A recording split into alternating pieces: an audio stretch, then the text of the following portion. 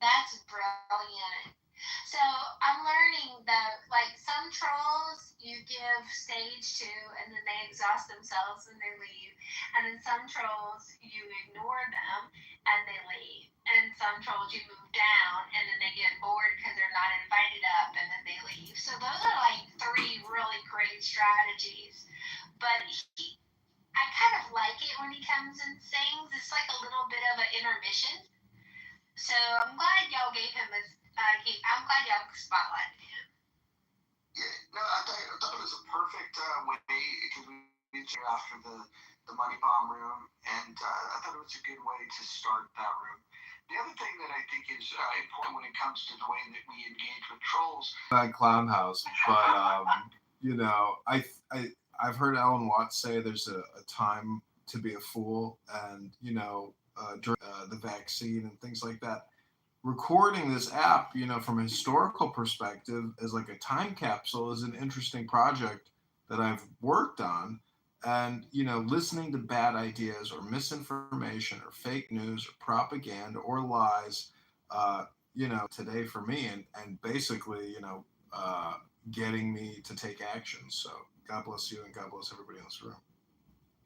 Would you say? Log into the Antidote site, to log into John for Congress on Wix and start updating and creating and posting and sharing. And so, you know, You can raise the faster that you can raise a decent amount of money, the more freaked out they're going to get. And the more freaked out that they're going to get, the more free publicity you're going to get. Because they're going to, at some point, they're going to spend money acknowledging you. They'll try to spend money to bury you and ignore you. Once they can't ignore you, they will spend money trying to smear you. And I think for your type of campaign, that's exactly what is smeared. I agree. There's no bad publicity when you have absolutely no publicity. And, you know, my criminal record is clean, my work record, my political activities. You have a clean criminal record or you have no criminal record? I have no criminal record. Yeah, careful with the phrasing, though, there, John. I'm just saying that, like, they could attack taking me 5 years to do. So there's a lot of me in the ether, and if you attack that much content on one specific piece, I mean, it kind of hopefully has like a domino effect where, okay, you know, I need attention by the voters. Project, hopefully it'll get noticed as a result of these political activities as well.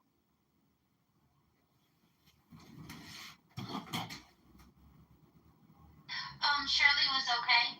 She left before I could ask. She's all right. She survived, Brad. Thank you. How about you? Did you survive? I'm waiting for the owner that was the room before my lunch hour break. So that way, if there's a question. While you were having that room, I was summoned into a room where Brad was there, some others were there, and I could say that come to a better understanding. Would you agree, though, that that room that we did afterwards was an improvement, where we were asking if we can get along? Do you see that room as an improvement? No? I thought it was improved. I thought it was slightly better than what happened. Well, what I was told that happened when I wasn't there. Just a smidge. Okay, so why don't you guys tell me in your own words what happened? No, when I left, what happened? Hakima said you left while it was happening, and he has some questions about your courage. Listen, Mom, Potato. I told people I had to leave. What are you talking about? I'll tell you what happened when you left. After he attacked Shirley, he looked around and like, who's next? And every female on the stage, and you're this, you're Kristen, you're this. And once they got the retaliation back, he went further and further and further. He just attacked every female on the stage, like brutal, like called Christian a bitch like 12 times. And like it was pretty bad. He did take that far. He said some horrible. I'll tell you this, and I need to be careful, I'm knock on wood, but I feel like Clubhouse has been put on notice that there are certain parameters that they cannot cross when it comes to some of my friends, and I'll just leave it at that. I feel like they know there's a threshold which they cannot cross because I will stand up for my friends. Yes, that's very nice. And that includes you. Thank you. So I actually liked our lunchroom. I thought we had some good discussions. I think that now that the app has people committed to getting together, reading together. I think we're making progress in the right direction. I like a lot of variety. And, you get the fun rooms where everybody kicks back and sometimes people crash out, and you get the more structured rooms, and you get the, hey, let's do something different rooms. I like it all. So I can tell you one of the highlights of the day did involve Bradley. And I walk back into the house and I hear him reading that philosophy wisdom, preaching patience and tolerance, and I just like, all right, John, I owe you for that one. That was pretty great. Yeah, I really like the contrast of him going from screaming and roasting everyone to reading that. And it was interesting because when he started reading it, he's got that strong commanding voice, so it immediately woke me up. I was like, whoa, I really, today was a great day on Clown House, and it's all because of this positive mojo vibration. I feel like the positive vibes started when I changed my PTR. I think this has been the game changer that's brought everything together. It's the artwork. And by the way, this is not just me creating this. It started with I created something that didn't have a good background. It had bad colors, and then there was some fan art that was created that I didn't particularly love. So then I iterated on top of that, and then fan art that iterated on top of that. There's about 7 different iterations that got to this photograph, but this is the final one. The final step was when Issa said that the head was too big and the body was too small. So now he's a little more muscular.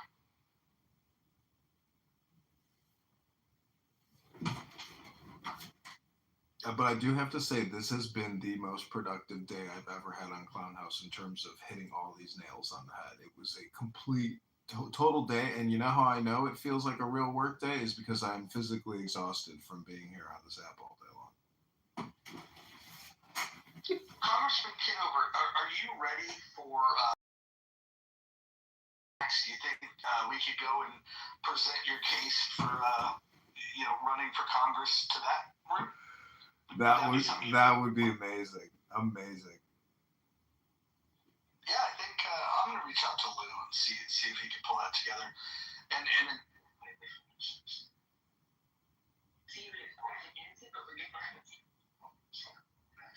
Thank you. Thank you, man. Akima, you're unmuted.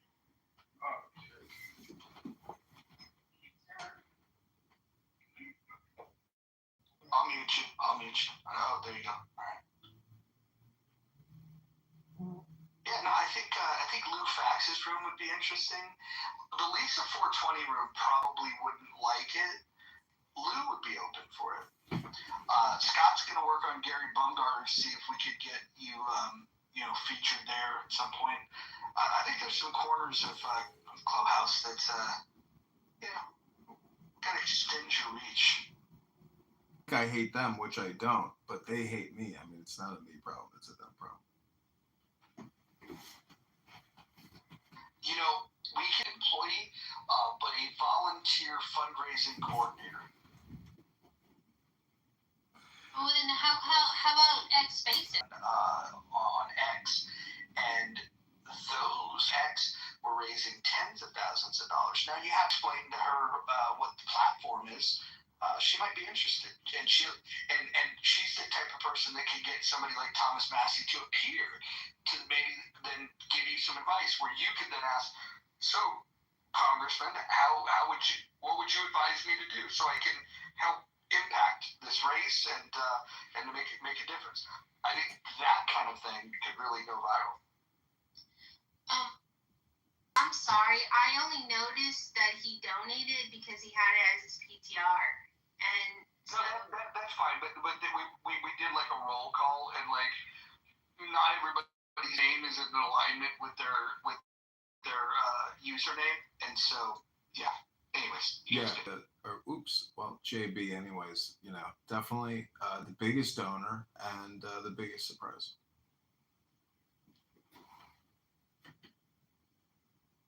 And he voted Kamala Harris.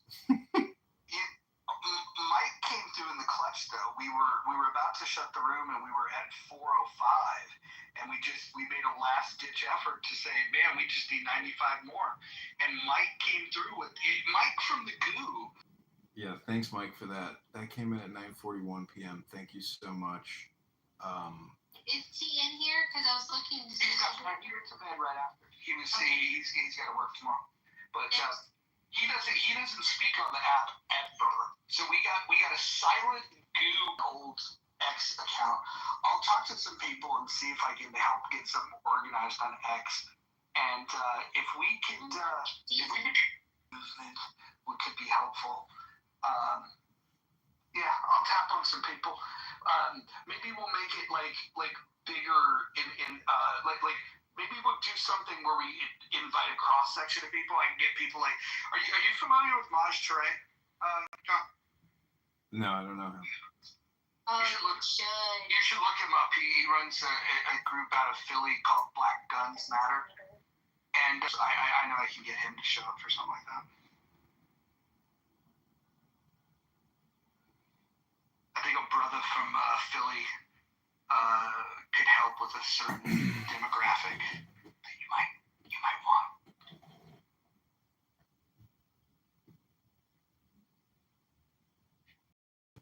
Yeah, we need to expand this, blow it up. Yeah, I think we're a really good team.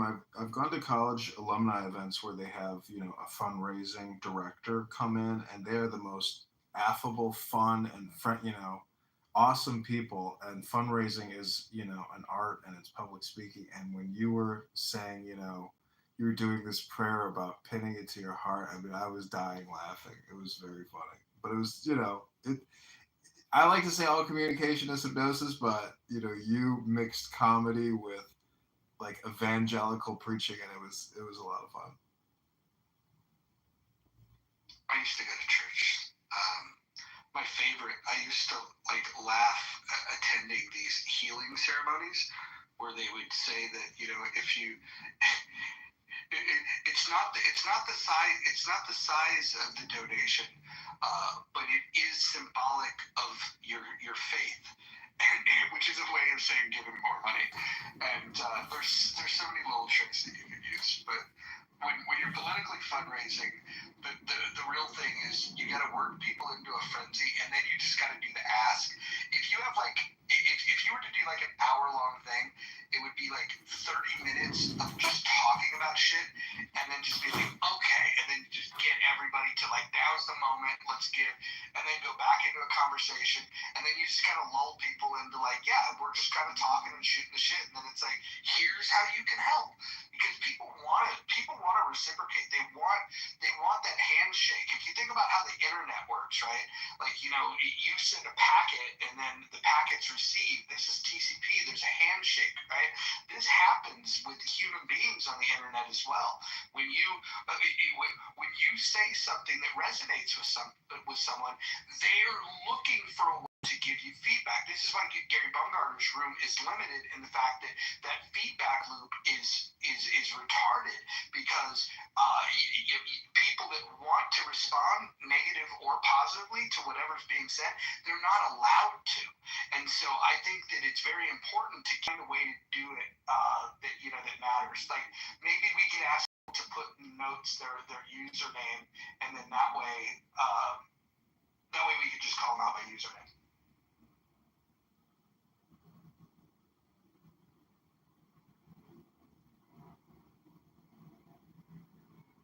I don't know what Marshall's schedule is like, but I think it legitimately would be a good idea to get Marshall, get Bader, myself on a plane.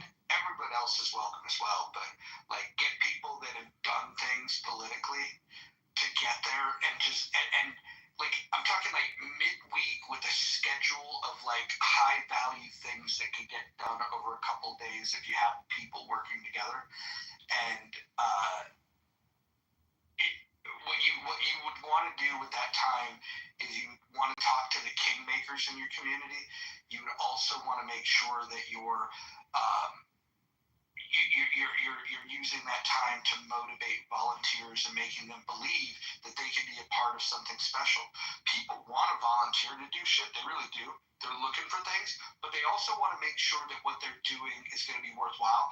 And with the way that you do it in a campaign like this, instead of promising them, the worst thing you could do is say, I'm going to win, and all these things are going to change. To the volunteers, you want to be as realistic with them as possible by setting many goals that can actually get achieved. And if you tell them that, hey, the first thing we have to do is get on the ballot, and then you tell them exactly what has to happen to get on the ballot. This is how many signatures are needed. So this is how many signatures per day. This is how many signatures per hour. And you break it down into little micro measurements of success. And people, when they start doing it, they feel like they're winning. And in many ways they are. And then that way, if you were to get on the ballot, and you can remind them, you remember how hard we worked, we set a goal, and we were going to get on the ballot. Then the next time you come around, you've got experience and you've got a bigger network and you want to do something else, they don't come back to you and go, well, I tried to help and we didn't win. You remind them, no, the goals that we did set, we accomplished. Now we're going to set loftier goals, and we're going to have the same energy, and we're going to hit those goals this time. It's just a process, but you have to make people feel like what they've done was successful. So in this campaign, as far as I'm concerned, the success measurement for me is if you can get on that fucking ballot, and if you can then get any traction. That means, if you got on a debate stage, that would be glorious. But even just like, people writing letters to the newspaper and just any little bit like that you can blow up and amplify, because then you can use it next time and you don't start from ground zero where you have zero volunteers. Next time around, what will happen is when you say, hey, I'm thinking about doing a thing, you'll have somebody that says, I'm going to be your campaign manager. Somebody will say, I want to be your treasurer. I'll be your volunteer.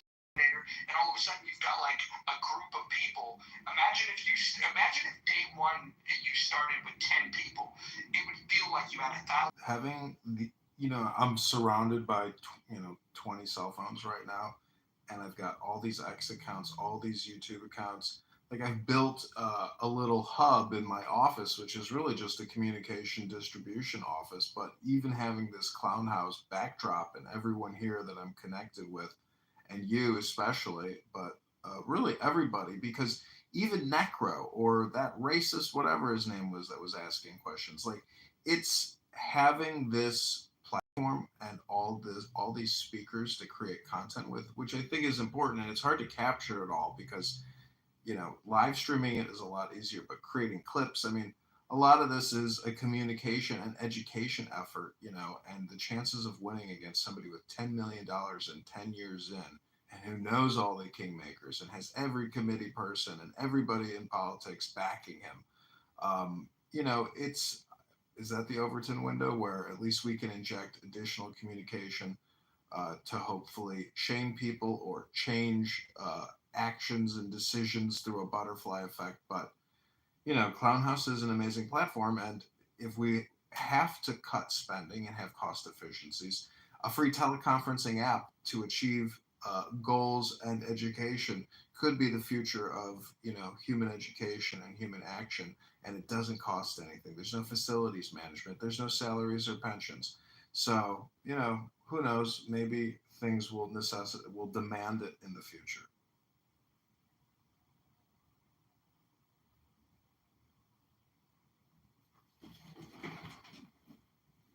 I like it. I like it.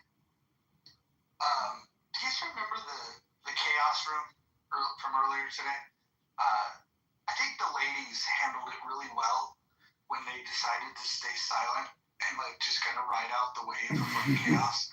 I thought that was a good move. In former iterations of Clubhouse, there would have been the need to respond. I just want to give a shout out on me. I think you guys won today.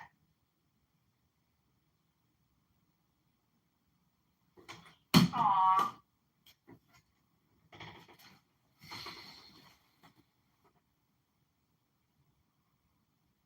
It's interesting. I think about dopamine creation and road raging on this app and screaming and roasting. I mean, I've done it myself and I've had a lot of fun with it. But it's also self-destructive. And in hindsight, if you listen to yourself screaming like a maniac, you are self-roasting yourself, and it's kind of one of those things where hopefully you reflect and like you can adjust your behavior or your thinking or your speech tone uh, to make yourself a more effective communicator as opposed to creating chaos for others and for yourself. I don't know, those are just my thoughts on today. Yeah, communication changes depending on who's in the room. If you have one-on-one communication versus one-to-many, it's a very different vibe. Like if I'm having one-on-one communication with a friend that lives in Detroit, I can't just say Detroit and have that one person react in a positive way. But if you're in a room full of people, 1,000 people, let's say, from Detroit, and you're on a stage and you just shout Detroit, everybody they're like, fuck yeah. And so there's a different reaction that people have based on, the communication. And so when you're doing the one-to-many thing on the stage where there's people on the stage, there's people in the audience, it's used to speaking to a group of people all at once.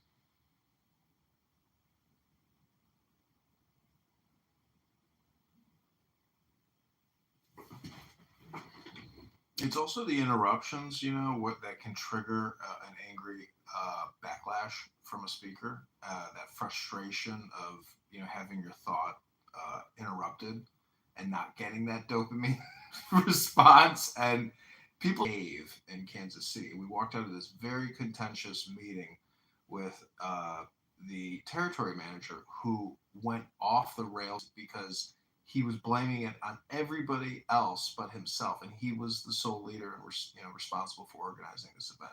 It's his responsibility, and he just. And so I looked at this coworker and I was like, I swear to God, this is like a giant anger simulator. This whole thing is just. It's all what this like subconscious motive is in somebody's communication, but anger to me violates the golden rule, which is treat your neighbor the way you would like to be treated. I've observed today use the term self-roasting, and I think you're trying to make fetch happen, John. Probably need a different term. I think self-owning might be better. And also, it's not hard to maintain your composure if you have the ability to mute and move down. It's like it's when you don't have mechanisms to control the chaos is when people spin out, I think.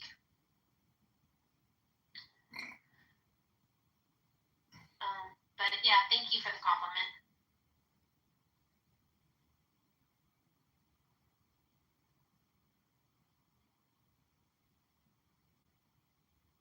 Scarlett, when are you going to do another room like the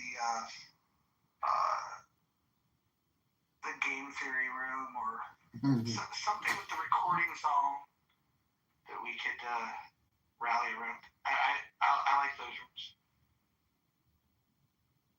Well, I really appreciated Jordan Peterson's breakdown of Snow White, and I told Francie that I would probably like to do it again with a different audience.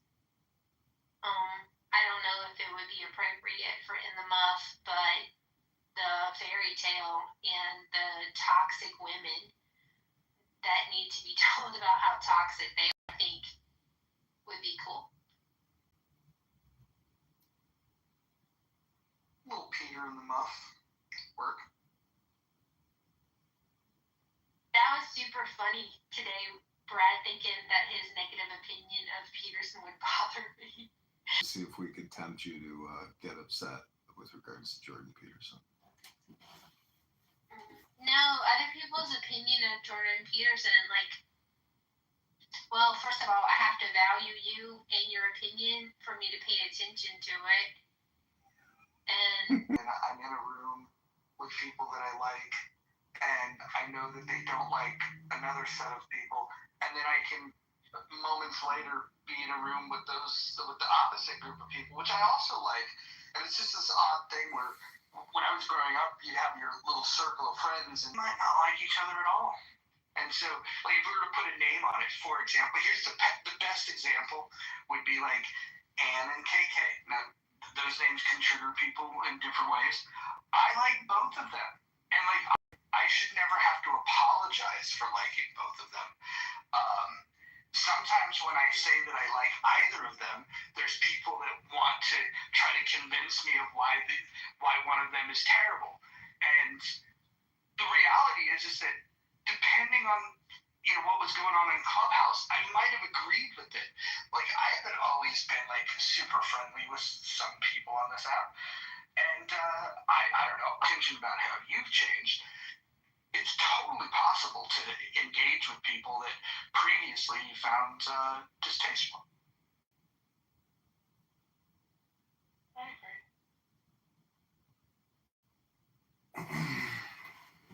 I'm gonna have to listen to some of my replays from 2023 and 24 and see if I've changed as much as some people think I have, or if they've actually started listening better. Be interesting to see. I think there's a difference between the Scarlet that we get in 2025 and the 1K, the 1K with the titles of Y people and all of the title. I mean, you navigate this app differently now than you did before, for sure. Something to think about. And I'm also going to do a search for white people in the hallway right now.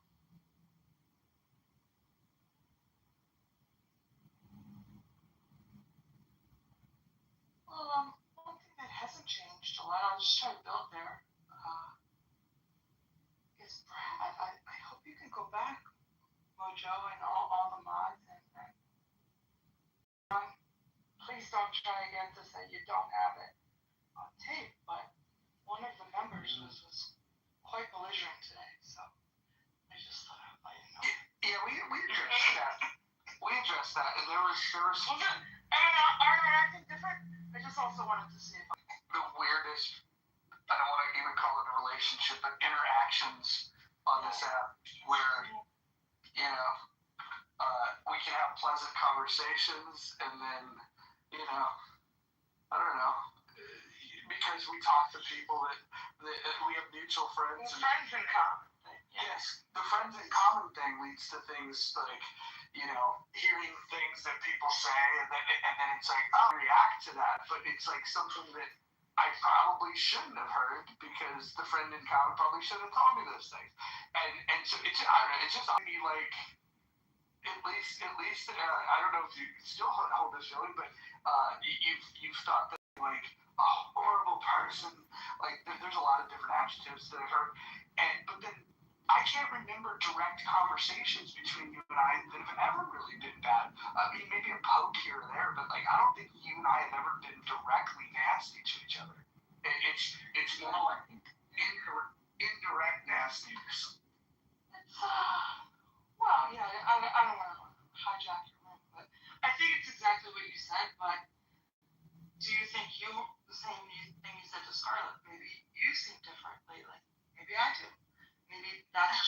Democrats going. But Yeah. what I think the main things were not directly between you and I, but more like in your space. Why did Greg sit down? Blah blah blah. So I won't revisit the detail, but it was. And then our poor friend Royfield with this, burden himself with this litigating that he was doing, or what would you call it? Like conflict resolution guy. So it's a new day in America. Let's just see how things go. Do you think that since the election, that the way that Democrats and Republicans talk to each other has changed? Yeah, and I think that the way Democrats talk to each other has changed too.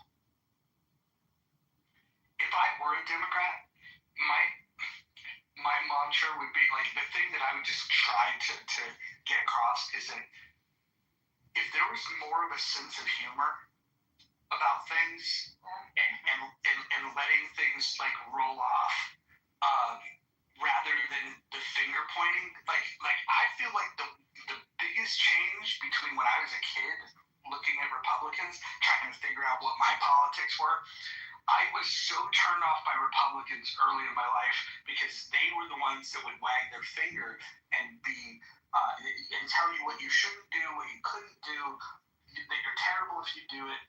And then it appears that now, it's not that the Republicans stopped doing it, it's just the Democrats are now doing it, and they're probably doing it more nasty than I ever saw the Republicans do it. And so now you have two people that wag their fingers at people, and they both think they're right, and there's no, I don't know, there's no like they're bad people, and then we over exaggerated, for the left they're communists, for the right they're fascists, a fascist, and every Democrat into a communist.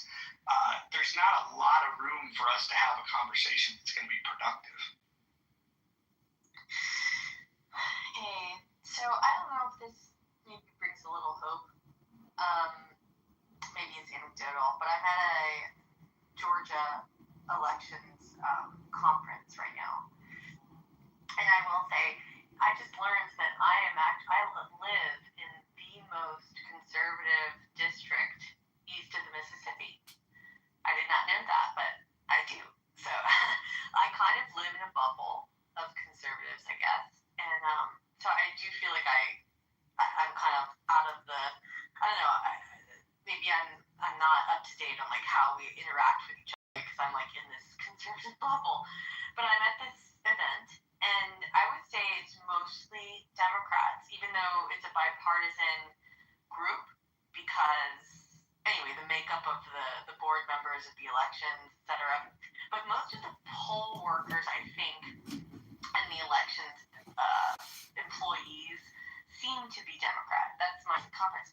But I will tell you, we are having a great time. Everyone's having a blast. And there's a lot of joking about elections, obviously in Georgia, often at the Republican expense, like kind of the conspiratorial, like a lot of jokes around that. But everyone's like, I don't know, it's been a great event. I'm hoping this is like indicative of maybe a positive trend and how we're all getting along, because I've been having an absolute blast. Everyone's getting along so great. So anyway, hopefully that gives a little hope for how we are interacting with each other.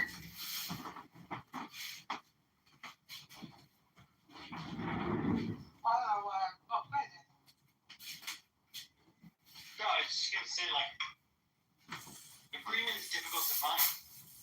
It doesn't mean it's not worth hunting for.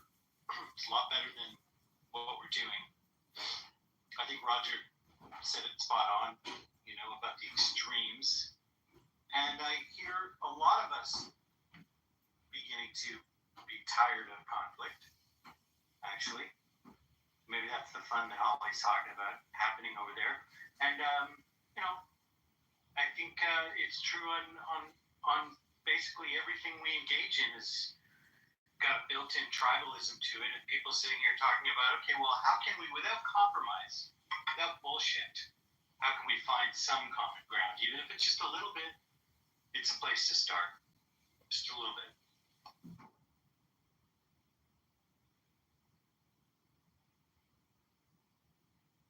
Like, I'm not like hiding that I'm a Republican, right? Like, I have a girlfriend, she lives in Dixie, and she's always like making these comments like, but don't tell them you're a conservative, and don't tell them this. Like, what are you talking about? Like, I'm not hiding. Like, people like me. Like, I'm not like hiding or something. I don't know, but I don't live that way, and it seems to go just fine for me. You know, when I'm at the bar, but I had plenty of conversations. They were all very respectful. I listened to them. They listened to me. Like, it's fine. You know, people ask me a lot. Like, everyone, we can find common ground no matter what. Like, just everyone's got. I don't know. Maybe this is a good thing. All right, what's a topic that you feel that there's some daylight typically between you and those that oppose you? What's a topic that's near and dear to your heart? I mean, I would say a couple things. One is anti-wokeness. I think even the Dems are kind of over that, right? And then the other thing is school choice. I feel like that's something I can, when I talk to them about school choice, they don't, like, it's not being sold properly. And when I talk to them about that, they're kind of open to it. But those are the two come to mind. All right. So how would we, with someone that's anti-woke and somebody that's woke, how would we bring those two things together and try to find common ground on the things that these two camps disagree on? How would we even begin that process? I mean, go ahead, Daniel. No, go ahead, Ellie. Well, one thing I've noticed that when I talk to Democrats about the anti-woke stuff, they like to laugh too. And I think, like, I was at karaoke last night, and there were some white kids singing a rap song, and they didn't say that, you know, N-word with the A at the end. And it was kind of this, like, awkward moment. Like, they made a big deal about it. Oh, like, and I turned to the black guy next to me, like, we were hanging out. And I'm like, what the fuck, dude? Like, he and I were from the same, you know, era. Like, this is like some young kid shit. Like, why are they being all weird about it? Like, you chose to sing the rap song. Like, nobody fucking cares. Like, I don't know. It's just that stuff. I feel like there's some common ground. It's like it went a little too far.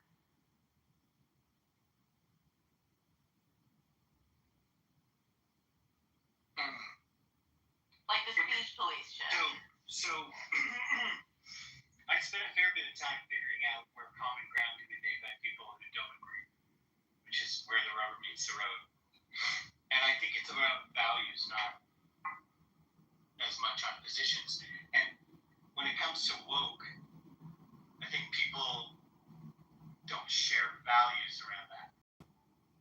Like, for me, when I think of the word woke, I go, the age of enlightenment, which preceded the founding of the United States, is parties on that. But I think you can find common values on things like loyalty or integrity or trust, things that we might even define differently on what they even mean.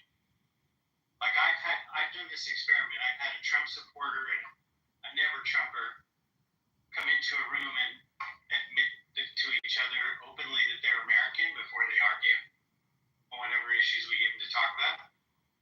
And I thought we did, and I feel like we do. We do. That's a value, for sure. Yeah. Most people have that. Part of what I think. We want people to be aware. We want people to be aware of their choices and their responsibilities that go with them and all of that. Aware of their choices and their responsibilities that go with them and all of that. That's how people have a faculty of responsibility and you know, all the important things that go with being an adult is part of being aware. So, but the forcing of my point of view on how this guy should use this language and all of that stuff that we're talking about that applies to that, that's just flat out righteousness.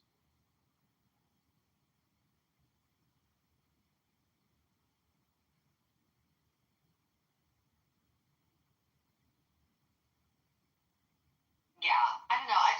getting the sense that there's kind of like a fatigue on the left. And maybe I'm 38, maybe it's like more my age bracket. I don't know how the young people are, maybe they're getting fatigued too, but I'm just getting that sense that they're kind of over I am seeing the fatigue you are. I mean, even somebody said tonight, Roger, that, maybe you're different. Maybe we're all different. Like, I think there's some fatigue of all the fighting we do culturally to going like, man, there's got to be a better way than that. With the incredible opportunities along with our, great threats of the modern world. We have a lot to be thankful. I think that's what people are tired. You know what people are tired of, Holly? They're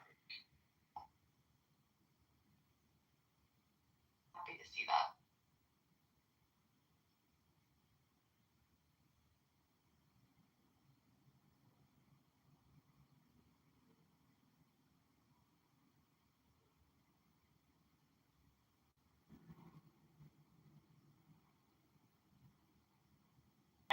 and I said basically the world actually works by agreement, and all change is made by agreement, and all wealth is built by agreement, and all justice is built by agreement. Right. Right. I know. Right? We're limitless. The only responsibility we have to put on ourselves is putting limits on it so we can use the limitlessness without being assholes. Yeah. That's pretty much where we are. Even with this methods of education, but at a bare minimum, we can agree that the current structure of our public school system is not ideal. Like the way that we fund it, the fact that the schools are just too fucking big. I mean, that's one of my biggest complaints. I just think they're too big. I mean, if public school systems were a bunch of little micro schools all scattered throughout the county or what have you, like I would be more a proponent for public schools. Like I just don't like the model. And like at the bare minimum, like we can kind of agree that like the model kind of is not ideal. Like how do we fix that? That's the next step of the equation. There's a small company at the UK that is hired by very big organizations. They're considered change agents, let's say. And they say if you ask the wrong question, you solve the wrong problem. They said 90% of our preparation before we go to work for a client is discovering what their question will be.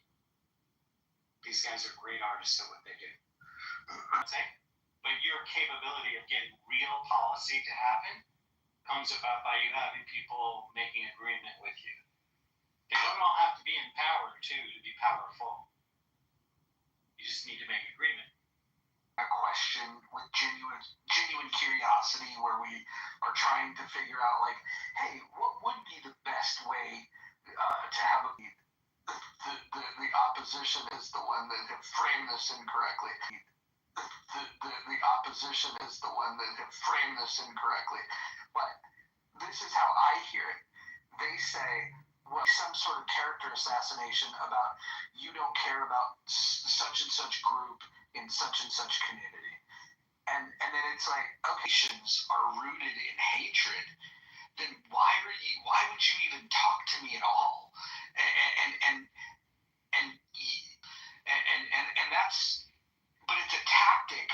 If you can assassinate somebody's character and say that they don't care about people and that their motivations are, framed from hate, then you can get an angry mob to agree with you if they just feel even just a pinch of the injustice that you're trying to suggest I'm inflicting. And then you get an angry mob that won't listen. And then when people don't listen, then it's like, well, to hell with them. To do more of, which is you're asking a question. I've seen you in attempting to deal with this. And that's key. Get to when it's two other people. But that's often what's going on. And so when you ask that question, you're able to put some gyroscope back onto what are we really talking about here. And if you pull up that page where I had that up, there's a thing for 4,000 years of philosophy, at least, that we know of, called philia being philosophy, from Greek times, philia sophia and philia nikia. Okay? And down victory or all that tax stuff, you're saying there's actually a place for philia, nikia in certain kinds of activity and language. Like it's not like good or bad. But if we're looking to solve things, it's not about victory. If we want to get past the grievance and into solution and all that, right? Which I think what we're kind of working out here, hungry for. And I think, like, at the end of the day, like, that's the question you ask somebody. Why are we having this conversation? What I heard you saying one way or another. And I think asking somebody what that is, so that we have clarity on that, has the potential for building a foundation of common ground, Roger. Okay, so let's try to do that. If you could frame something, I'd love for and everyone can get involved in this. Holly for sure, and Divinity in my. I'm gonna call you Annie because I need nicknames for people. Pockets. Let's talk about this. Let's just use the school choice thing because it came up and we don't have to use a ton of imagination about this.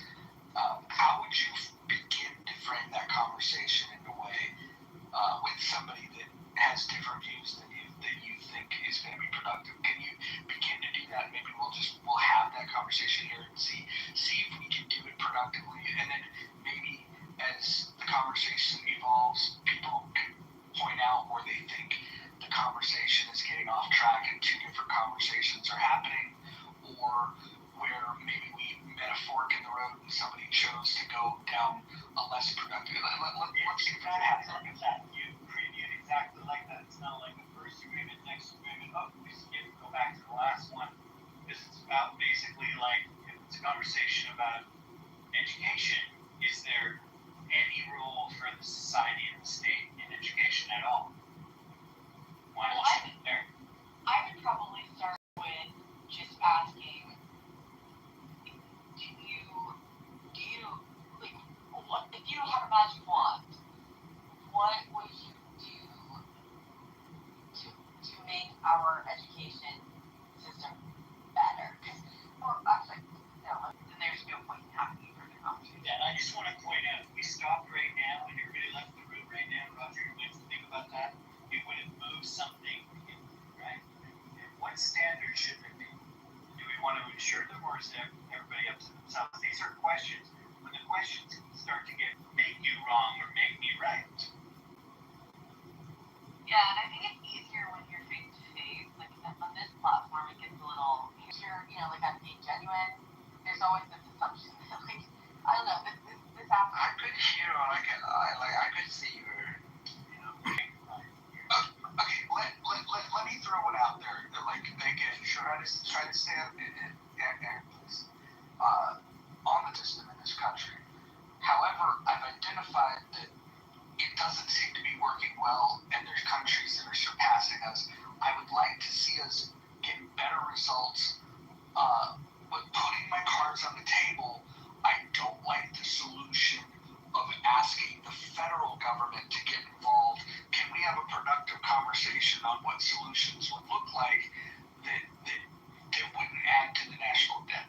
Like, if I said that, Daniel, would you say, oh, well, you're already limiting the conversation? Or because that's the scope of how I think of it, and I would be put off by state solutions that add to the debt, right?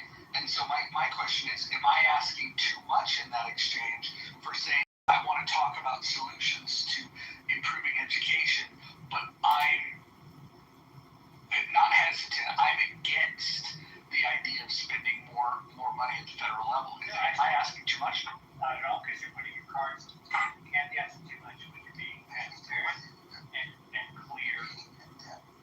Let me finish here. When you're being clear about what your terms and conditions of agreement are. I would agree you should use education in any way that would increase the debt, but I just might not agree with you on how to achieve that result. Like, I personally think that education is an investment that will reduce the debt, in fact, but we could argue that. I think the key thing is to first start with the stuff we can agree on, and then go to the stuff that we don't as well, which is another way to go about it, make that. But at least if we agree that it's public, then we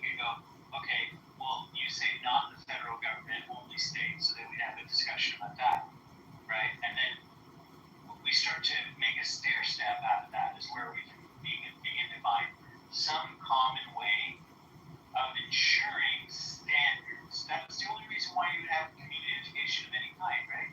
Just like clean water standards, right? We should have those. Don't you think, Roger? Even with a minimum of government, clean water, clean air, things like that.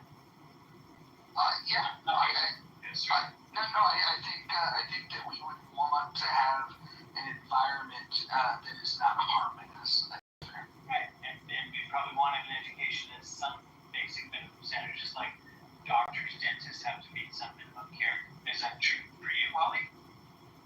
Yeah, I think that's fair. And with these education savings account type bills that are being proposed and some cases passed across the nation, there are standards. So if a school or even a homeschool, if parents are choosing to use the funds to homeschool, if they're taking the funds and reallocating them, then they are then beholden to the standards that are within the bill. So there are standards even if we reallocate the funds. I think my best argument to this whole thing, because the biggest complaint that I hear, the biggest deterrent on the left to being a proponent of school choice bills, is that they are of the belief that it will remove funding from public schools. But what actually happens is they end up with more money per capita. So because when the child, if a parent decides to use the ESA, remove the child from the public school, they're now down ahead, right? But they're actually retaining a large portion of funding they would have gotten for that child anyway, because the parent actually doesn't get to take the full funding. So then they're left with more money per capita, which is a good thing. So I think, yeah, that's my biggest thing with this whole thing. Like, I don't think it's being sold very well from the Republicans when it comes to just down to brass tacks what the biggest complaint is from the left. What a bizarre world it would be, and let's just think of it as a movie for right now. And someday it was commonplace for people to have universal income that didn't come from government or taxes, to be clear. That would actually allow people to have total school choice because they'd be able to use universal income to invest in themselves and get any education they want. Imagine that movie.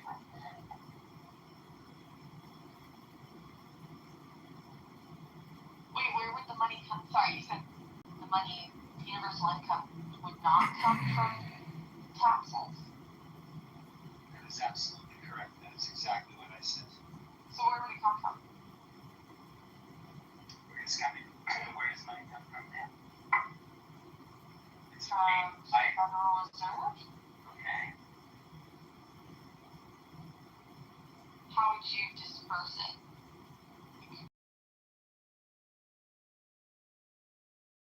And they put it into a transaction which carries a debt. So it has a function in the economy. So they have to go issue to something that's not gold, right? It's backed by the gold phase of credit in the United States. Back when we invented money in Phoenician times and we had 2 stone tablets. We had an agreement about what those 2 stone tablets were. And when we had the gold standard, we had a standard. It was the gold, it was the standard, it was an agreement. And the full faith and credit in the United States means something still. And something like almost $5 trillion of money was created in the last dozen years or so that wasn't printed by a government. Like it or not, if we like it or not, right? But trillions of dollars of money, capital, has been created by nothing but human agreement. Not just the Federal Reserve anymore. It's the first time in human history. Non-nation states, some sort of human organization has created trillions of dollars of capital. It's a human breakthrough, right? So you ask where the money comes from. It comes from only one thing that it's ever come from. Agreement. What we have to do now is to measure that agreement now in a way that's very democratized, globally democratized. You can actually invest in human beings. That's what drives an economy. Everything that's been lost in all these last 10 years talking about immigration has lost sight of that. An economy is strong based on its people. Nothing else. It's not about resources. It's not about any of that stuff. But it's better just like putting seeds in the ground and getting fruit and selling it in the marketplace. That makes more from less. That's what takes the amount of money in the world. It fluctuates every second. It fluctuates every second. And some of it is actually provide people one day we're going to realize, just as we did in the New Deal, which people here may not love the New Deal, but one thing about the New Deal and the GI Bill and after World War II, and I would argue despite its problems. Well, I actually agree with Elon on this whole UBI as inevitability idea. And I think that in order to keep the peace, because we have people working on this problem who are not in government, figuring out a way, how can they create an economic system that's greater than the money that they put in and get a few transaction fees to keep themselves alive. Lots of experiments that are being done right now that are not in the news, that people don't know is going on. But I do think that the point is that ordinary human beings are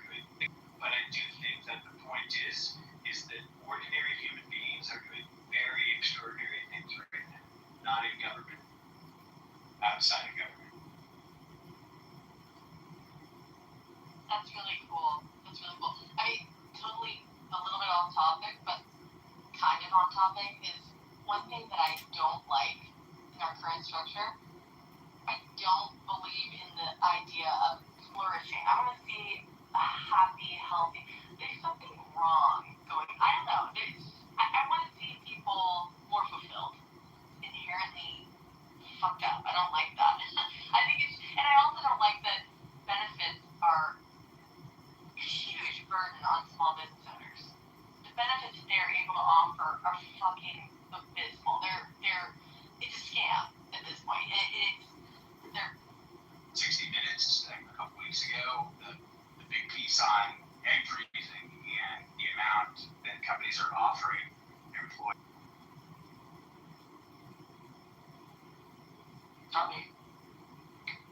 Maybe I missed it. What are you referring to? A lot of the first world companies out there that are kind of the blue chips, like Oracle or like Salesforce or something. There's a lot more these days that are offering women to do an egg freezing program, which is like $40,000-$50,000, and 10 years ago was not really covered by anybody. Only places that have incredible.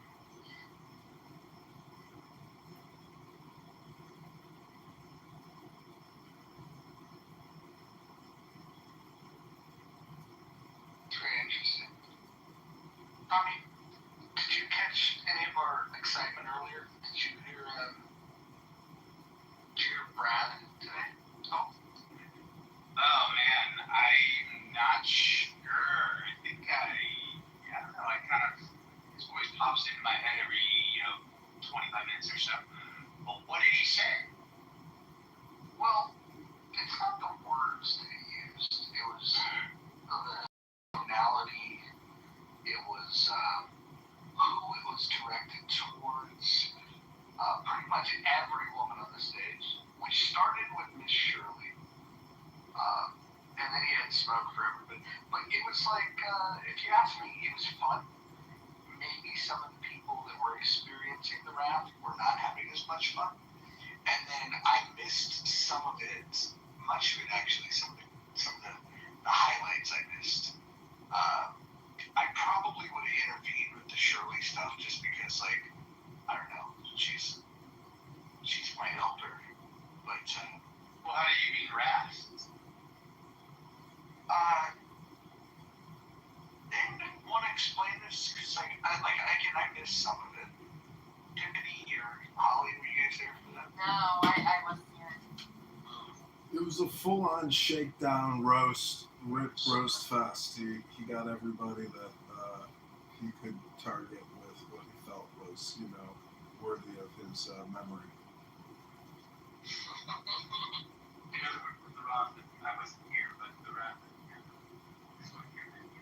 You can listen to the playback. Actually, I recorded the whole thing. It's called The Brad Show. It's on the anonymous recorder. I love Brad, right? I also love Shirley. I mean, that you're outspoken about things of how you feel, and you had like tolerance of some of the weirder people in the app, like people like Sean Collins, some of these. Yeah, you've tolerated some of the real weirdos, but then I was surprised in the room that was calling out in the muff and saying how Mojo's off track and whatever the whole thing was. What can you clarify what your position was about where you think that this particular house is off track? I don't think it's off track. I was just kind of surprised when, you and Monica suddenly teamed up. I just didn't see it coming. What do you mean teamed up? I mean, I have everybody. What do you mean teamed up? Yeah, I have everybody modded here. Does that mean like me and Tommy are teamed up? Well, I haven't been on that often the past month, but I just popped back in. I just seen like she was hosting a lot of rooms and kind of doing her like vibe in your rooms, and I just thought it was surprising.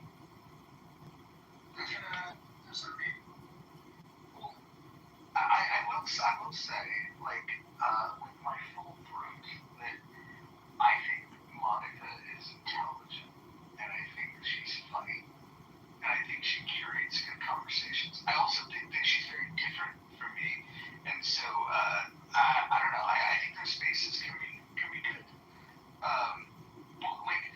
you think anything bad has happened, or like is it a degradation from the normal program?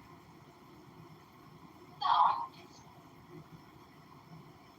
She just said she was surprised. That's all. I mean, it's surprised. You see how it turns out. Mix a couple of flavors together that wouldn't normally be. Let's see where it goes now. Yeah, Christine, who normally has interesting opinions, she said, I'm more surprised by Mojo teaming with John Kitover. Yeah, this is definitely a surprise to me as well. But the surprise, the conditions that created this is to make the decision for the people that open the room that they would give people anonymous accounts. So if you guys recall, I used to open a room. If somebody said, hey, that fucking guy is streaming the room, and then I would look and I'd be like, oh, okay, this must be him. Let me go ahead and remove that. And I did that because, there was a vibe about, hey, we don't have replays on, so if you're not going to record the room, streaming it didn't make sense. But I was forced to rethink my entire position about John, and more importantly, forget about John. The idea of streaming the room at all. The app itself is recording the room. Anybody has the capability of doing a screen record if they want to, and you can't really control what they do with it there. And so when Clubhouse took the tool away from me, I started thinking about it. So then I was like, all right, let me go. Now that this is the world I have to live with, where I can't kick out anonymous, let me go see, like, what is he actually doing over there that's so harmful? And I came across some things that were just gems, where he was exposing rooms where people were, I wouldn't go as far as to say they were hatching out terrorist plots, but they were coming just shy of doing that. And now you have like a recording and a stream of that people can go and do what they need to do, whether it's turning it into the apps themselves or to law enforcement. And now I'm of the opinion, the more I hear Amir's room, for example, and the streaming that John has done, and just hearing people talk about going into those rooms, I'm of the opinion that Clubhouse knows the threat, and I'm gonna guess that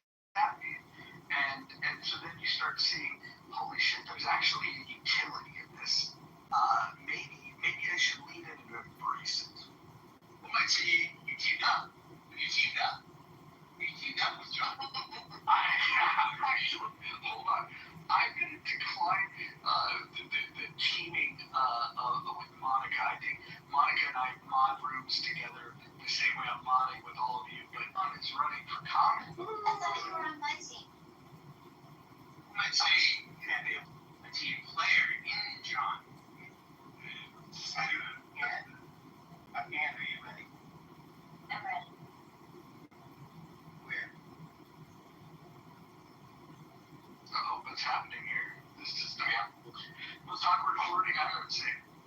What is happening? Are you ready? She's definitely on my No, I said, are you running? I said, are you running? Sorry. No, she's not running. Okay. I don't have a team. I don't do teams. But listen, I don't know, serendipity. I don't know if you were being passive aggressive the other night in your text in the chat, but serendipity passive aggressive. I would never be passive aggressive. I would just be straight up aggressive. so what were you trying to No. I'm just trying to understand.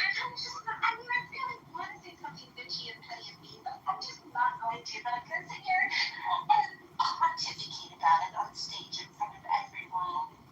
Oh, so you're being Yeah, I might be a little bit passive aggressive. Sorry. Got it. Yeah, no, I don't like to hurt people's feelings. It's true. I felt a little bit cornered, like I was, my hand was forced to say something. And listen, I've always been a Monica fan, and the last few months I've not been. She's really rubbed me the wrong way. It is what it is. Well, of course it is, but you're just acting two-faced and then coming in here and what?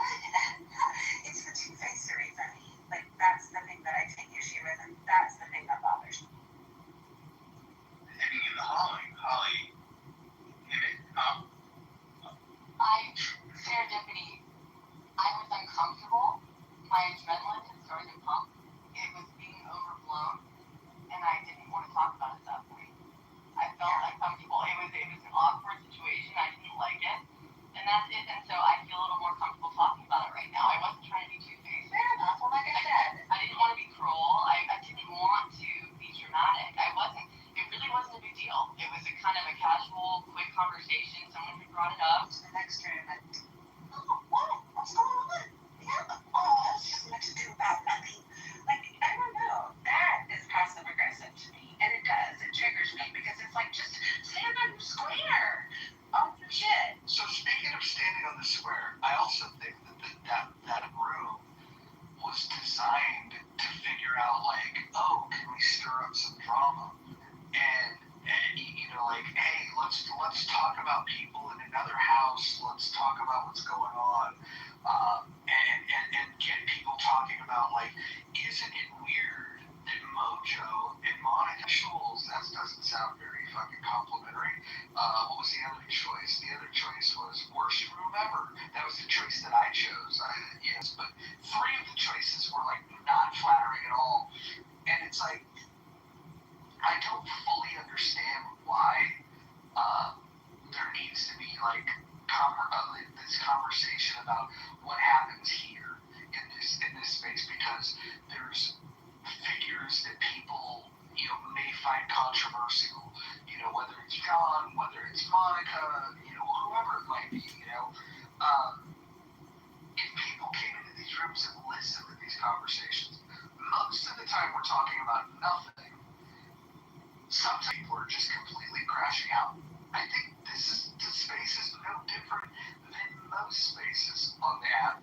It just happens to be this is the group of people that is simple. And I feel like there might be like a sense of competition emerging with some people where, man, I think this app is best when people, you know, come and go, come into this space, go to another space. And the funny thing is, like, I spend most of the time curating the spaces in. So it's just fucking weird. When I got pinged in that room, I thought it was funny because I got pinged by the person that created the room. And then I come in and there's people that play along into this game of like, yeah, it's so weird that Mojo and it's insightful to like hear Brad go really hard in the paint, which I don't really understand exactly how you meant by that. That was like a aggressiveness, like a sexual like thing. I don't know, but there's not for you. But Tommy, here's what's happening, right? Here's the reality. Many of the people on this app have known each other for percent on board. But then when you have that conversation, then you open the door percent on board. But then when you have that conversation, then you open the door to be able to say, okay, we can now put that in the past. But it takes like owning up to like, yeah, I'm Brit, or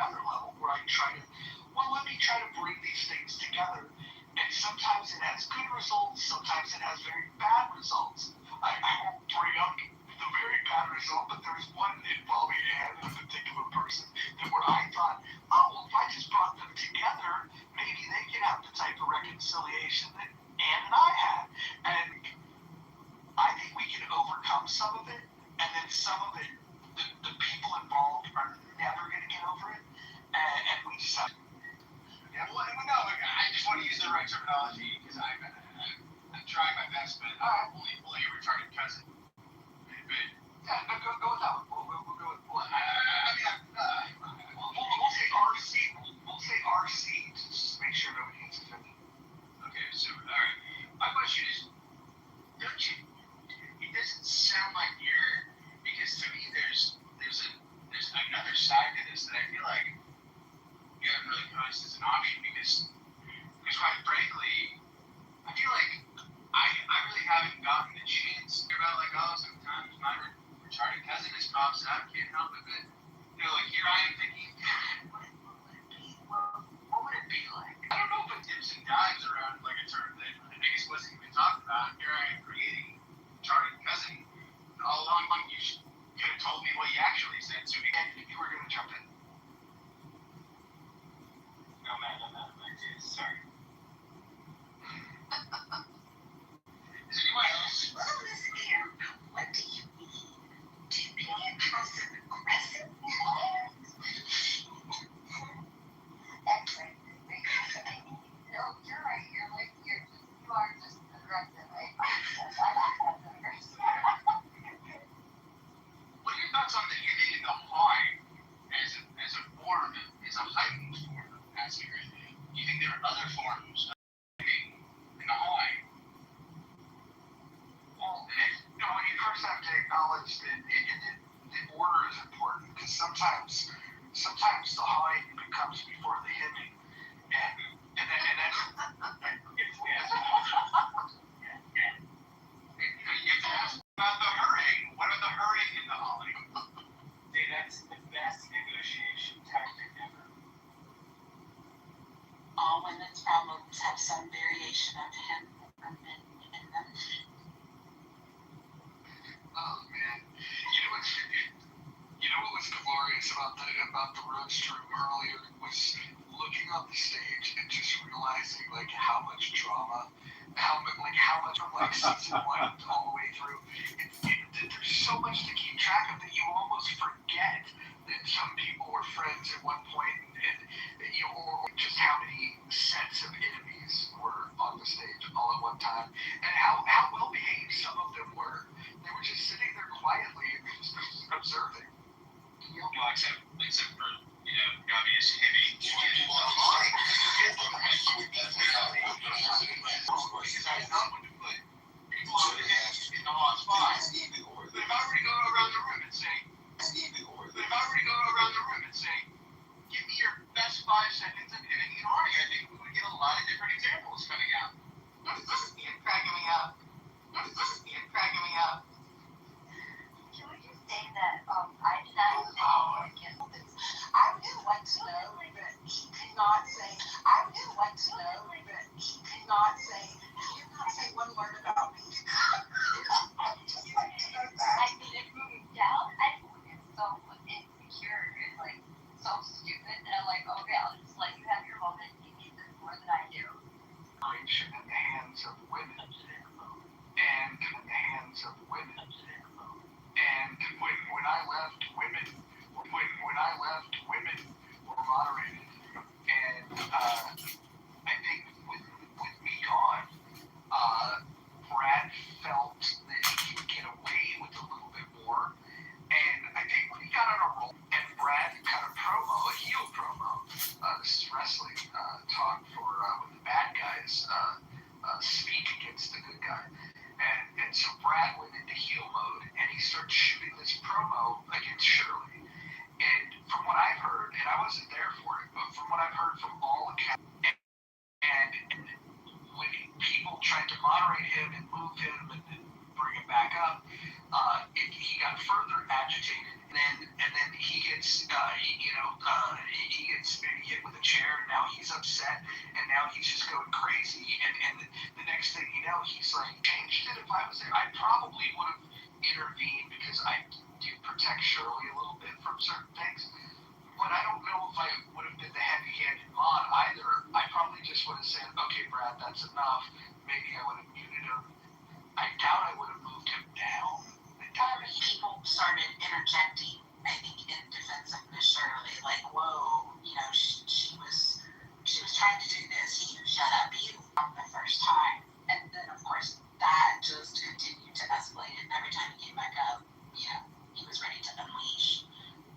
But, it sounds like it's unclear to me. Perhaps I'm already taking on the role of the retarded peasant.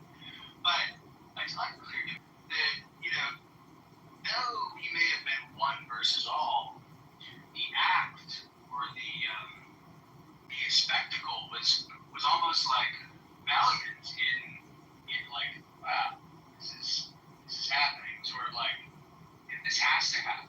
Wow, this is kind of this majestic going down in a blaze of fireball, you know, kamikaze sort of a thing going on here. Am I a retarded cousin? Well, listen, there's you guys have heard of like the concept of like suicide by cop, right? Where somebody, you know, they do something stupid just so they can get shot. Brad wasn't doing that, but there is an equivalent. Oh, this is very true.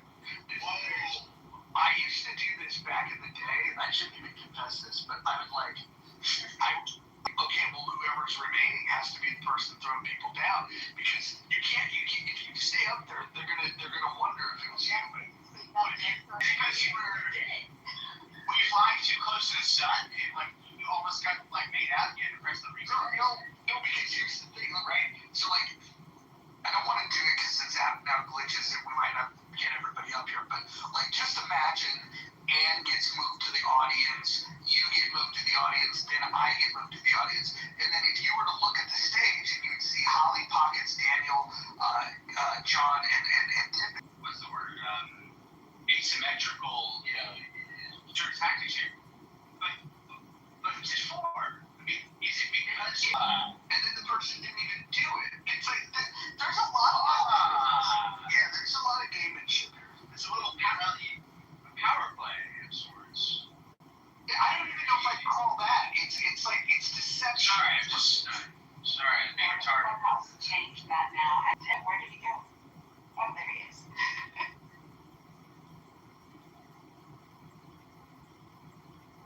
I'll protect you. He's still in here. He's on stage. Yeah. Back up. Are you coming off the leg, dude? Yeah. Back up. Are you coming off the leg, dude? No, I'm angry to see. Really, sort of. So Tommy, let me play the full scenario down for you, right? Let's say I full scenario down for you, right? Let's say I throw you and Ann down, and then I throw and that person's an asshole, and then I reassemble the stage, putting people that I trust as bonds, and now everybody will think that the person that we blamed it on cannot be trusted, and then they no longer get mod badges, at least for a week.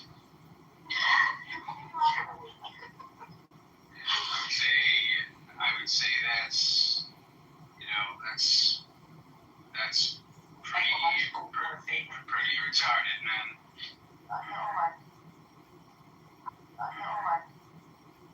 I've never personally done it, but I know. I'm president, and I know exactly who did it. Like, I always know. Club Controversy was doing their rooms.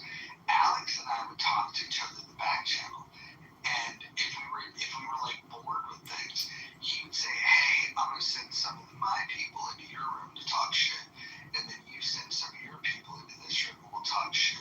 And then was an invasion able. Did Goo ever get any of your rooms, Roger? Who? Goo? Who's that? The mod badge, and then every time he did, he would literally throw every person on stage. Who is it? Goo? I don't. Yeah, You do know him. I guarantee and you you know him. don't like him. Oh, Goo. Okay. Yeah. You know, it's funny. That guy had a nice beard, but he was the dumbest guy on the fucking app. Sure. He started out, he would just boom the room. Like, as soon as somebody threw him a mod badge, he would boom the room. But then he changed up his tactic, and instead he would throw every person on the stage down to the audience, and he'd go off of mute, and he would just shut the right down. Is he still on this app now? Yes. He is. Where's that? He's not.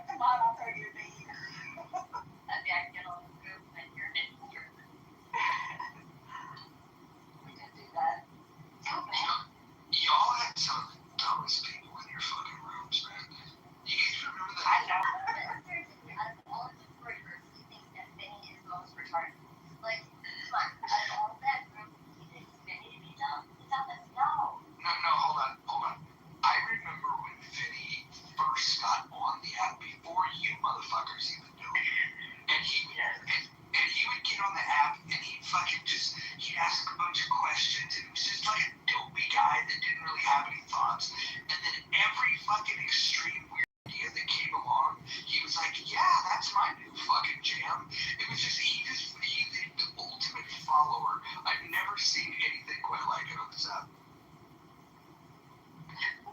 Poor baby. See, that's what I'm saying.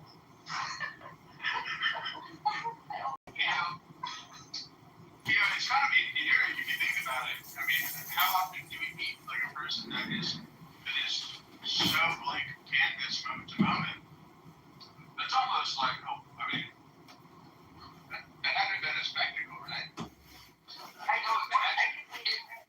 It was underwhelming, Tommy. It was underwhelming. He was just like, there was no personality. There was no fucking there was no nothing. There was nothing there. And then, but then he'd still just be present. And then other dumb people would like be like, I and Ricky were like boys. And it's like, oh, okay, these are like the two dumb guys that get together. You can imagine them being at a bar, like just drinking beers and not even using words because like it wouldn't even matter. Like, cause neither one of them had an original thought. And No, retarded cousin. That's a lenient framing there. Yeah. I've gained, but then you've taken away my extra chromosome. I'm just tone and like the used car salesman tone. It's the most difficult conversation in Clubhouse. Who created this? But there's the 100K. It's funny.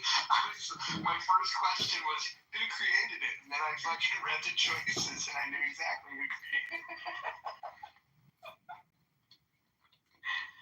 Oh my goodness. Oh wow, I'm just on here. I voted Clubhouse Road Rage. Bells and were recording for me because while I'm in the Uber. So yeah, and that's what it already is.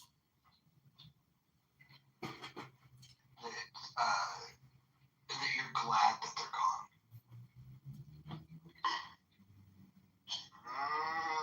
Beetlejuice. Well, you can't say it because it's like every other day is different. He's not here. Wait, who?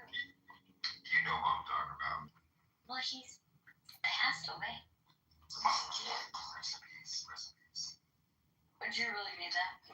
I didn't know. If he's an atheist, he's certainly not resting in peace. I don't want to dishonor him. He was conservative atheist. Because the people that were on this app that we spoke to, that we never met, the people that have Brooks, I think I remember. He sounds familiar. And you remember Bootleg, right? Yeah, you told me about that. Yeah. So there's been a couple that have got to pour out some for the dead homies. No, but I really want people to dishonor the dead. And the people that we never got met to talk to. Because when we were talking, chatting, if we were live and in person, we wouldn't talk to them the same way we do on the app. We talked to them. A little bit more decorum and respect. That's for sure. Yeah, I don't know about you, but I would. Because after, when you start to worth trying to cuss people out or talk to them like you don't know them or like them or talk to them like they ain't shit. You talk to them like they're some people. And that's what I realized on social media. I don't want to talk to people like they're not a person. That they're a person on a phone, and then another phone. You're talking on the iPhone or Samsung, whatever the fuck, your tablet or something. I know, bitch. I'm an Android bitch. Oh, you know what? Fuck that. If y'all want to spend $1,500 on the iPhone, that's okay. If y'all want to make the little payments too. Y'all want to spend your $50 for AT&T, okay? We're here, we're family. And, like the Olive Garden.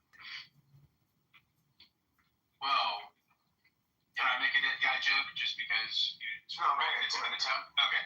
So he was also kind of fat, I think. Maybe homeboy got a little too, it's all those people that get taught by their mimans who still cook with, real lard. That's a hard upbringing to shake. When you got brought up on lard cooking,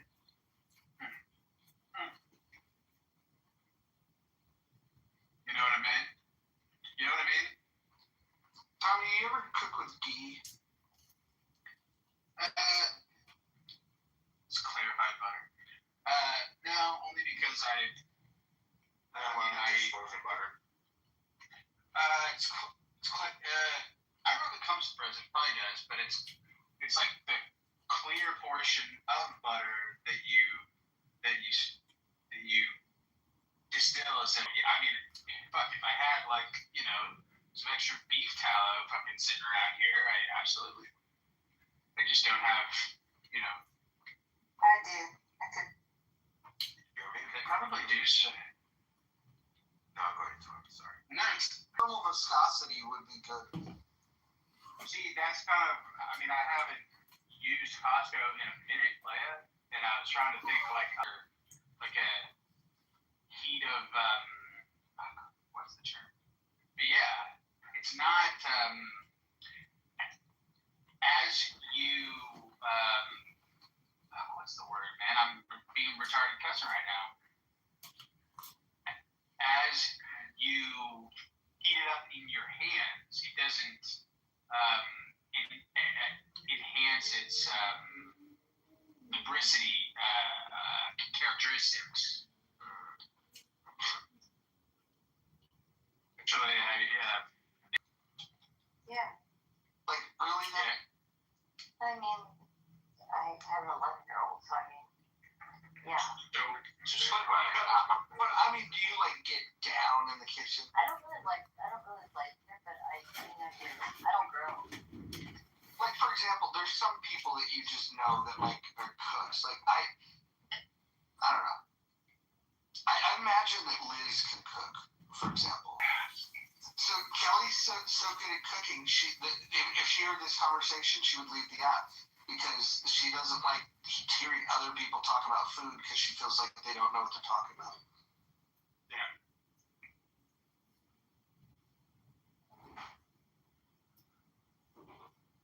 So, Ann, what dish do you think you make the best out of any dish that you have,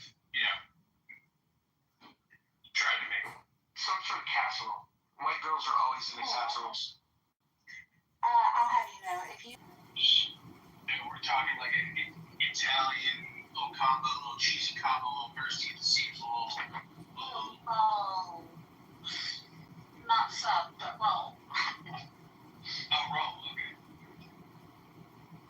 It's been a lot of Dirt, like all the stuff where there's like real storylines, but like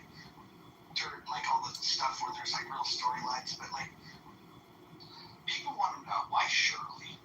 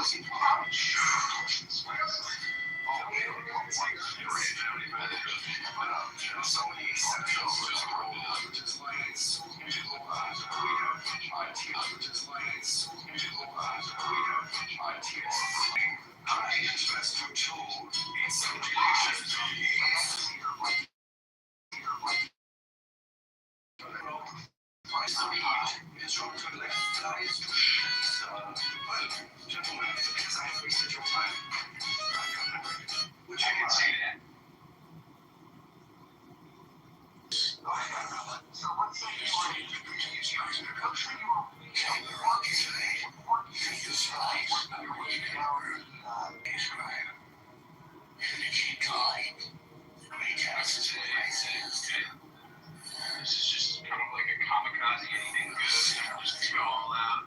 It's collateral damage. It's exactly for sure.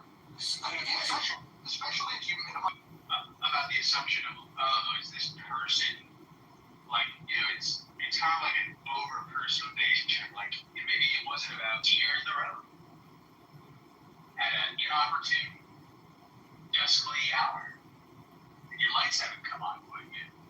Dude, we were talking earlier about like when Shirley gets on the app talking about like her kids, and she'll say the Mexican kids, and she's not meaning it to be racist.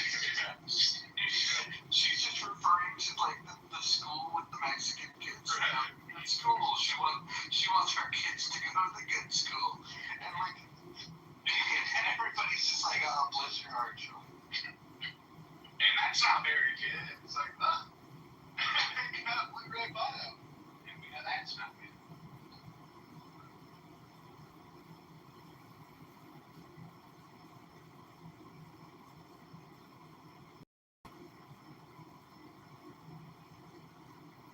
Hey, isn't she like in the city? Actually, I mean, this is kind of a dumb, high line here, but just because it's a big state, but Arkansas, this area where these whiteys are trying to be all white, like the northern, like the Ozark region or something.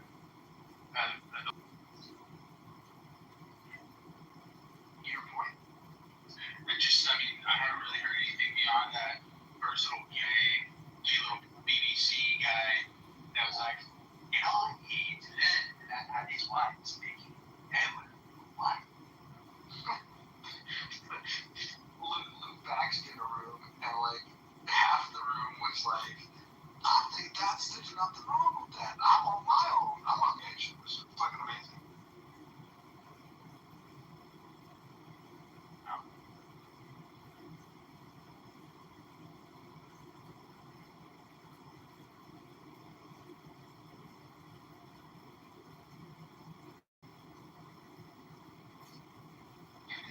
I'm sorry, this room. We got like 3 of them.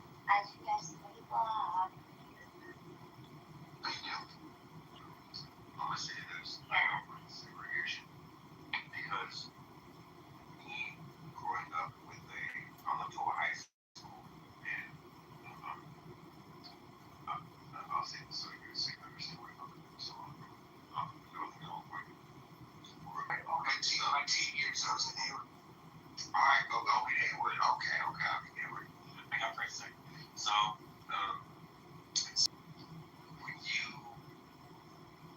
here's the thing. So, you get 2 things in life, as far as like cultures. Either you have to go out, fly out, and go see the culture, or the culture goes to you. I had the advantage of the cultures being there in the cities that I lived in, and I got to know the people. So I was in Berkeley a few times, yes. So that's my birthplace. Berkeley's my birthplace. Those were all the things I was doing. So, segregation is not good. It's not right. If you see, like, self-segregation or isolation is one thing. You choose to stay in a place, you choose to be isolated. Segregation, not good. Someone else chooses where you are and how much resources you get to have and not have. That's right. Don't ever choose segregation, because that person will choose how much water, how much bread, how much cereal, sugar, how much spices you get to have. And watermelon too. Hell yeah, I love me some watermelon. Damn, I'm about to smash some watermelon right now. Unlimited. No, because on some real shit, people will decide what you can do. Have someone else choosing. I'm gonna choose how much watermelon you can have, and I love me some watermelon, right? That means they'll also choose fried chicken. Yeah, right. This is a lot of stereotypes, man. You get somebody know, but get some coconut oil next. What's going on? No, it's cocoa butter. No, but real. But when you choose segregation, you're choosing someone else. You're letting them decide what you get to have in life and where you get to stay. Anybody, white, migrant,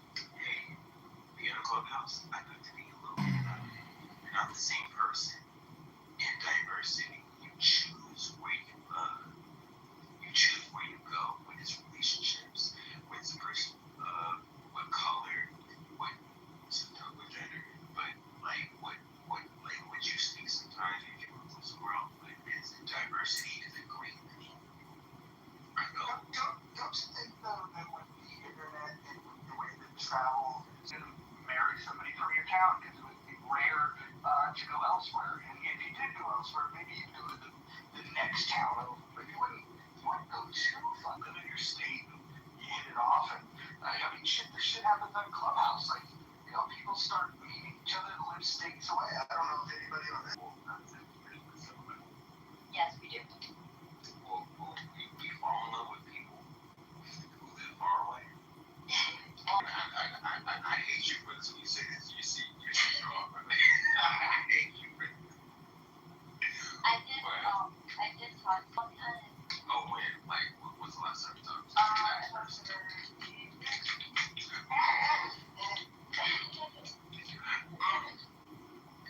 Just let her know I love her. Oh my god. You know I love her. Like, so gay. Shut up. Shut up. So gay. Be quiet. No, but anyway.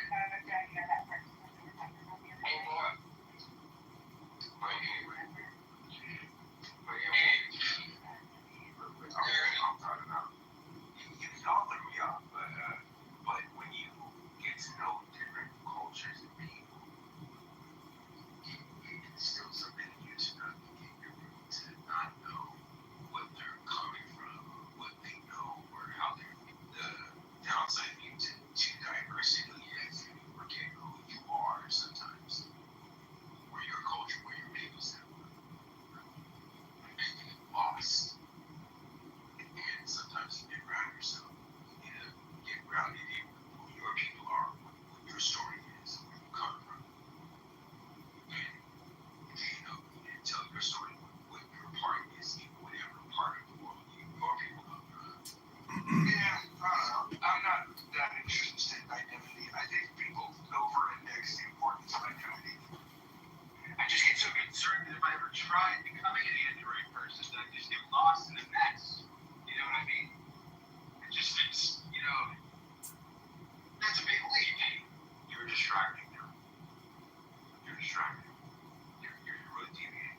I'm not talking about him. What do you call this re-emergence of light? I would say there's a couple of reasons. I mean, if you look at my PTR, like I got this new glow about me, and I'm embracing it. Is it a time-out glow? It's this aura. Is it a time-out glow? It's this aura. Welcome, Tom. I'm not as interested in having like these crazy adversarial conversations. I am interested in watching other people have them, for being honest, but I don't want to be a participant in the adversarial thing. Being honest, but I don't want to be a participant in the adversarial thing unless it's spontaneous. Welcome to the stage. How you doing? Are you the time act for the movie that I saw when I was a kid? Oh my God! Listen. I want to go. Hold on. Listen. The last 3 seconds, you can just hold it back a little bit. Hold it back. I'm sorry. Slow it is. No, hold